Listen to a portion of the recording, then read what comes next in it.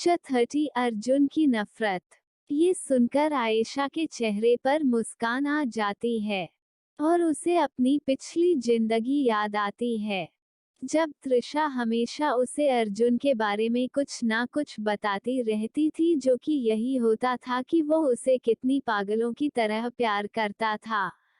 इतना कि जब से वह गायब हुई थी तब से वह एक पल की भी नींद लिए बिना लगातार उसे ढूंढ रहा था।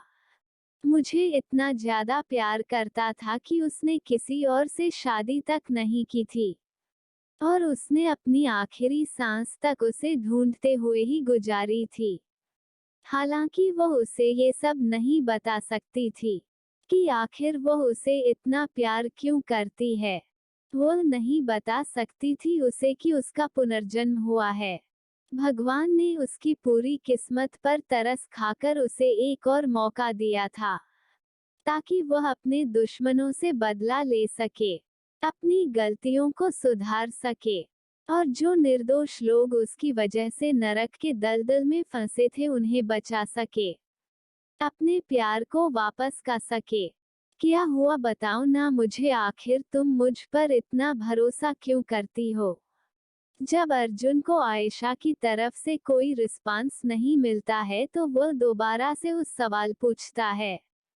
आयशा उसका कोई जवाब तो नहीं देती है, लेकिन अपना हाथ आगे बढ़कर अपने लिप्स को उसकी फोरहेड पर रख देती है। मैंने आपको कई बार यह बात बताई है और आज फिर से बता रही हूँ। मैं आपसे बहुत प्यार करती हूँ और जहाँ प्यार होता है वहाँ भरोसा भी होता है। मुझे किसी पर भरोसा हो या ना हो, शायद इस जिंदगी में मुझे अपने आप पर भी भरोसा ना रहे एक पल के लिए, लेकिन अब मेरा भरोसा आप पर से कभी खत्म नहीं होगा। उसके बाद वह अपने लिप्स उसके लिप्स पर रखकर उसे बहुत प्यार से किस करने लगती है। आयशा के हाथ इस वक्त अर्जुन के सर के बालों को सहला रहे थे।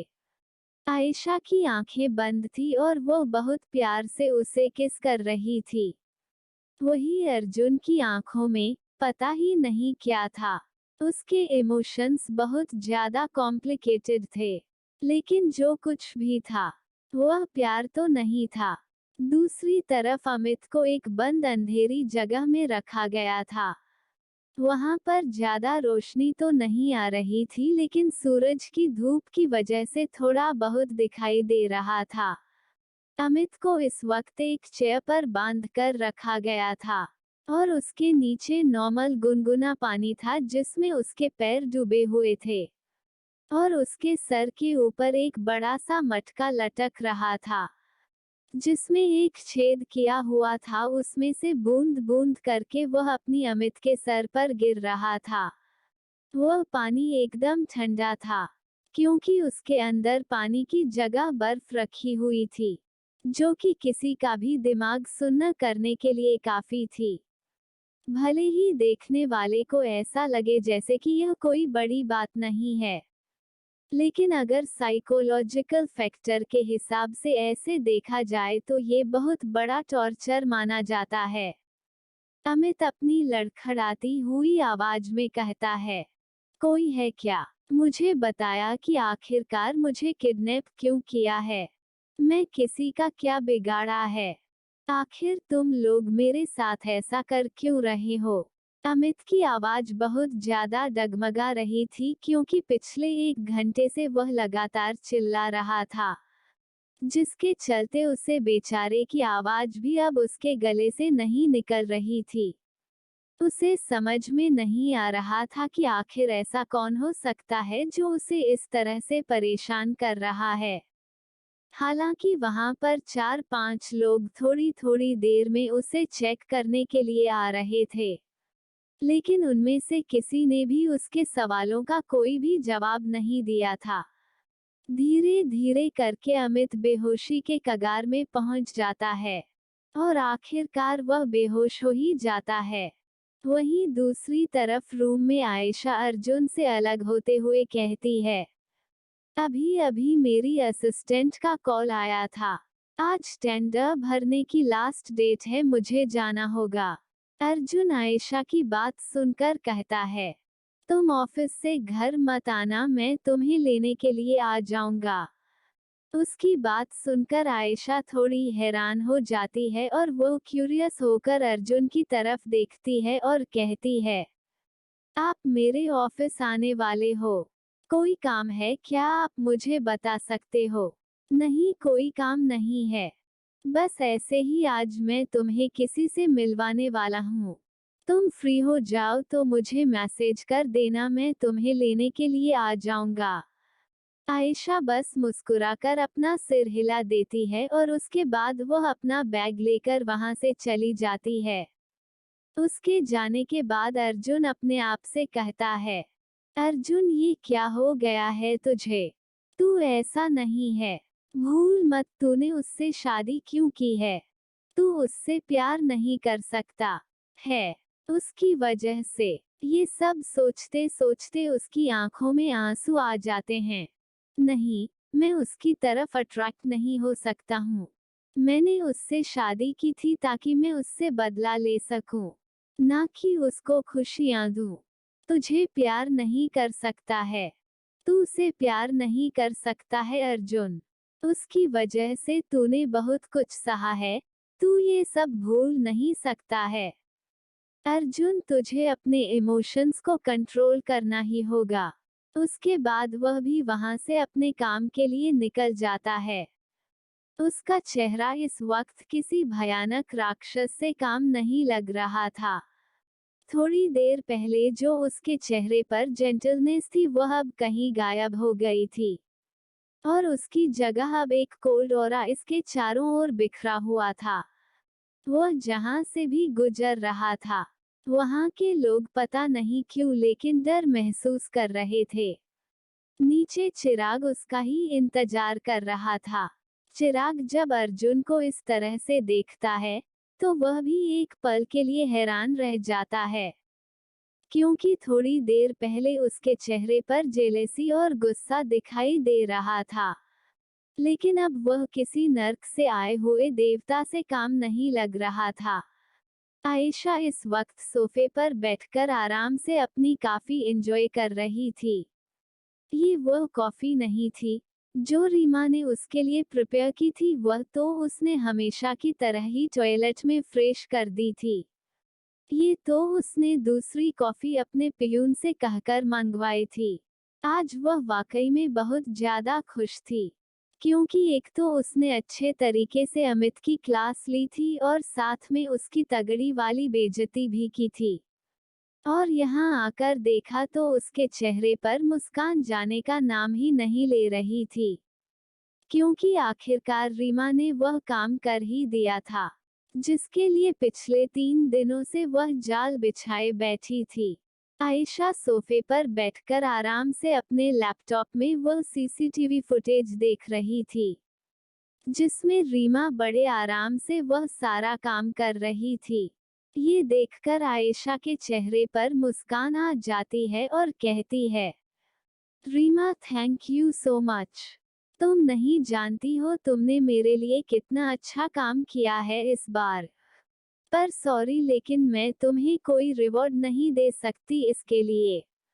हमें तुम्हें इसके लिए एक अच्छा सा गिफ्ट तो दूंगी, लेकिन वह तुम्हें पसंद नहीं आएगा, क्योंकि जेल की चक्की कैसे पसंद आती है।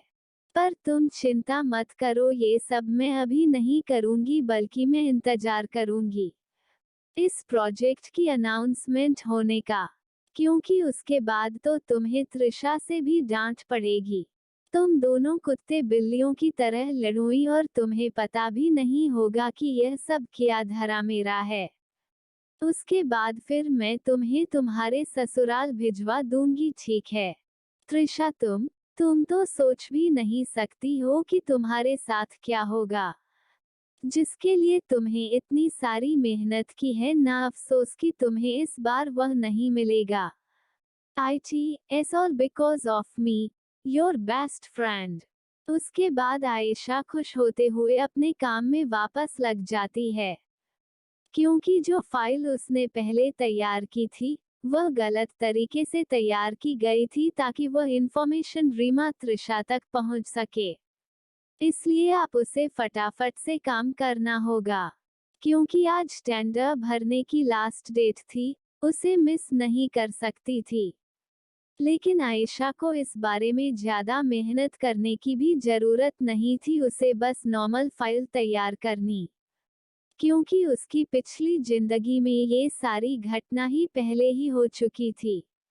इसलिए उसे पता था कि क्या करना है और क्या, इसलिए गलती होने का तो कोई सवाल ही पैदा नहीं होता है। ये सब करते करते उसे शाम के 5 बजे जाते हैं। आयशा अपना काम कर ही रही होती है कि तभी एक बार फिर से उसके केबिन के डोर पर कोई दस्तक देता है। Come in. Good evening ma'am. जैसे ही आयशा ही आवाज सुनती है, उसके चेहरे पर मुस्कान आ जाती है और वो जल्दी से अपना सर उठाकर सामने देखती है। उसके सामने एक 20 से 21 साल की लड़की खड़ी हुई थी, जिसके चेहरे पर एक प्यारी सी मुस्कान थी। उसने इस वक्त एक वाइट कलर की फॉर्मल शर्ट पहनी हुई और ब्लैक कलर की फॉर्मल पैंट पहनी हुई थी, साथ में ब्लैक कलर की हील्स पहनी हुई थी। उसके बालों को उसने लूज कर्ल में स्टाइल किया हुआ था और वह मुस्कुराते हुए ऐसा को ही देख रही थी। धारा, तुम यहाँ पर क्या कर रही हो? तुम्हें तो इस वक्त अस्पताल में होना चाहिए ना? क्यों? क्या तुम मुझे यहाँ पर देखकर खुश नहीं हो? नहीं यार, ऐसी कोई बात नहीं है। मैं दो पहले तो तुझे कॉल किया था और मैं तुझे पूछा था कि कब तक ठीक होगी, तो तूने बताया था कि अभी टाइम लगेगा। धारा मुस्कुराते हुए कहती है, हाँ, मैंने तुझे उसे टाइम पर झूठ बोला था, क्योंकि मैं तुझे सरप्राइज देना चाहती थी। अच्छा लगा, बहुत ज्यादा। I am very happy for you. इतना कहते हुए आयशा अपना काम छोड़कर धारा की तरफ आती है और उसे गले लगाते हुए कहती है, चल अच्छी बात है, तू ठीक हो गई है, बता कब से ऑफिस आना स्टार्ट कर रही है? मुझे तेरी सच में बहुत ज्यादा जरूरत है। उसकी बात सुनकर धारा हैरान होते हुए कहती है, तेरे पास कुछ ज्यादा पैसे आ गए हैं क्या, जो तू मुझे वापस से अपॉइंट करने की बात कर रही है? शायद मैडम भूल गई है कि उनकी अभी एक असिस्टेंट पहले से ही मौजूद है। तो तू इतनी ज्यादा परेशान कैसे हो सकती है? क्या उसे लड़की ने तेरा ध्यान नहीं रखा, या फिर तेरा काम अच्छे से नहीं करती है? ये सब धारा थोड़ा सार्कास्टिक वे में कह रही थी और उसकी बातों का मतलब आयशा बहुत अच्छे से समझ भी रही थी। यार, तुम मुझसे इस तरह से बात मत करना। मुझे पता है कि मैंने गलती की थी, बार बार मुझे इस बारे में याद मत दिला।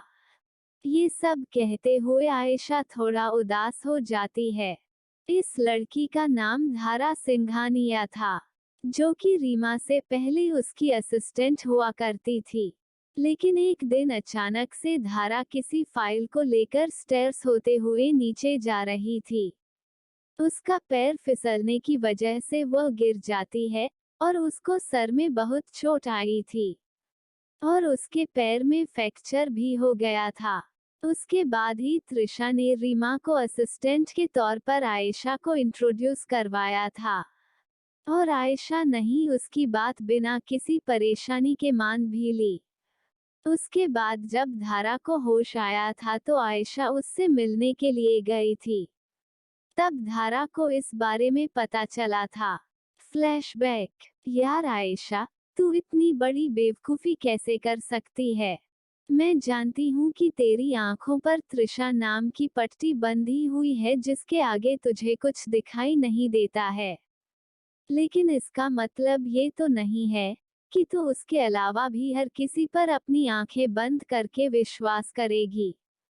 तूने रीमा को बस ऐसे ही अपनी असिस्टेंट के तौर पर रख लिया है। एड्रेस एक बार उसका बैकग्राउंड चेक तो करवा ले। फ्रेंड्स, कैसा लगा आज का चैप्टर आपको? आखिर ऐसी कौन से राज छुपा रहा है अर्जुन आयशा से? क्या सच में अर्जुन आयशा से नफरत करता है या उससे प्यार करता है? आखिर क्या वजह रही होगी अर्जुन की आयशा से शादी करने के पीछे? क्या अमित को पता चलेगा कि आखिरकार उसे किडनैप किस